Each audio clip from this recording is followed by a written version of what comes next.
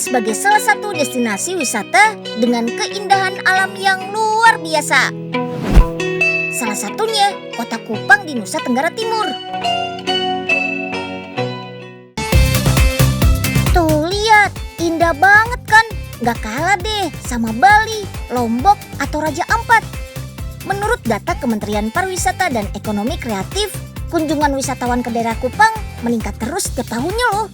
Sayangnya pandemi COVID-19 yang melanda sepanjang tahun 2020 ini membuat hampir seluruh kegiatan pariwisata di Kupang terhenti.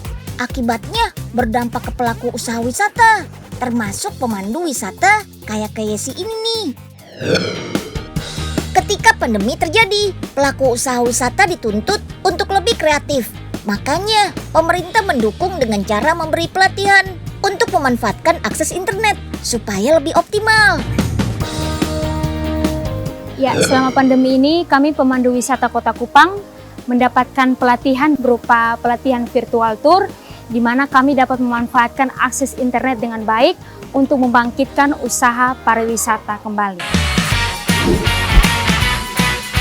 Untuk sektor wisata, pemanfaatan akses internet dimaksimalkan melalui pelatihan virtual tour. Di masa pandemi, kita kan nggak boleh bepergian sembarangan. Makanya, virtual tour menjadi pilihan bagi wisatawan di seluruh dunia untuk mengunjungi berbagai tempat wisata secara digital.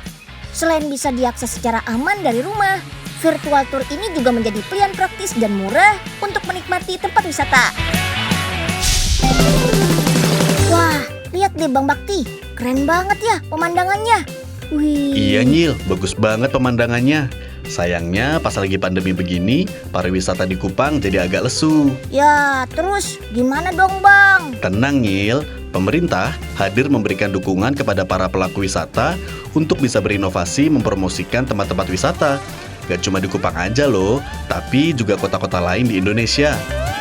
Melalui kerjasama dengan startup atau RIN, pelatihan virtual tour diberikan kepada para pelaku wisata. Jadi, tour guide tetap bisa melakukan aktivitas pemanduan wisata lewat program virtual tour dengan memanfaatkan akses internet yang sudah dibangun. Ah, keren banget tuh Bang. Tapi nggak cuma pas pandemi doang kan? Ya enggak dong Nyil, langkah Bakti ke depan adalah memberikan layanan akses internet di seluruh wilayah Indonesia yang belum tersentuh internet, khususnya daerah 3T dengan layanan yang lebih baik lagi. Jadi, bisa mendukung aktivitas masyarakat termasuk untuk pelaku usaha wisata. Nantinya, pariwisata Indonesia bisa bersaing di era ekonomi digital. Wah, nanti negara kita bisa lebih dikenal dunia dong Bang. Asik. Sebelum mulai mengadakan virtual tour, Yesi harus siapin dulu nih materi-materinya. Kita akan diajak berkeliling ke berbagai tempat wisata di Kupang. Salah satunya ini nih, namanya Pantai Lasiana. Indah kan pantainya? Jaraknya juga cuma sekitar 12 km dari pusat kota Kupang. Selain menikmati keindahan alam, di sekitar Pantai Lasiana ini kita juga bisa melihat proses produksi gula lontar khas Kupang loh. Gula yang terbuat dari nira pohon lontar ini memang menjadi olahan khas Kupang. Wih, tuh lihat si Om, jago banget manjat pohon lontarnya. Wih. Setelah terkumpul, air nira harus dimasak selama beberapa jam. Masaknya juga masih tradisional loh, pakai kayu bakar. Setelah membentuk karamel, gula cair ini kita cetak menggunakan cetakan daun lontar. Cukup didiamkan sejenak, gula akan menjadi padat seperti ini. Walaupun cuma virtual tour, bukan berarti kita nggak bisa beli oleh-oleh ya. Beberapa toko oleh-oleh di Kupang juga memasarkan produknya lewat online. Tuh, teman-teman bisa pilih deh. Selain menjual kain tenun tradisional khas Nusa Tenggara Timur, toko ini menjual berbagai produk seperti baju, tas, sepatu, hingga jaket bermotif kain tenun. Waduh, cakep banget ya. Harganya cukup variatif, mulai dari 35.000 hingga jutaan rupiah. Nah, untuk wisata kuliner, Yesi mengajak kita berkunjung ke Kampung Solor. Daerah ini memang terkenal sebagai pusat jajan serba ada yang menjual berbagai olahan seafood.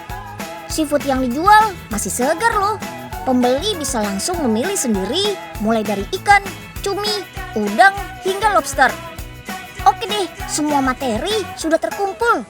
Virtual tournya sudah bisa kita mulai deh. Untuk mengikuti virtual tour, peserta cukup membayar biaya pendaftaran.